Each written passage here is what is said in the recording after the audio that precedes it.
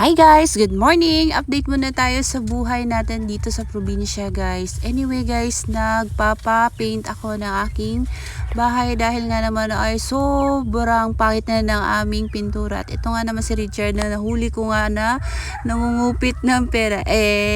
Yan lang pera ko, wala na ang laman guys. Tingnan nyo. So may bibilhin lang siya guys.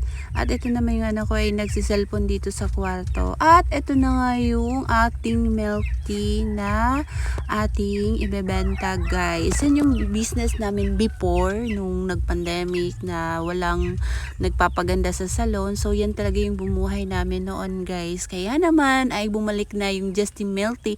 At ito nga naman talaga ang ating ulam for today's video. Ayan, danggit at saka iba't ibang klase ng isda na kinuha ni Richard sa dagat kanina. So ayan, ginawa niyang paksiw guys.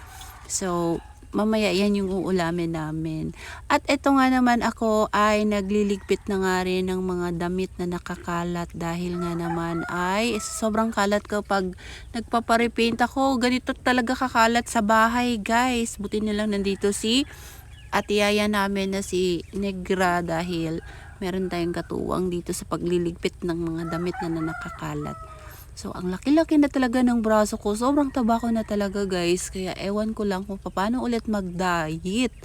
Pero hayaan nyo na, sa susunod ay magda-diet na talaga ako. Pero, hindi pwede mag-diet dahil nga may nagdidede sa akin at may nagbe-breastfeed. So, kailangan ko talaga kumain. Seryoso lang. So, ay nagliligpit na nga tayo ng ating damit guys. So, maraming salamat pala sa mga supporters ko. Shout out sa inyo guys mula Luzon, Visayas at Mindanao. God bless you all and bye!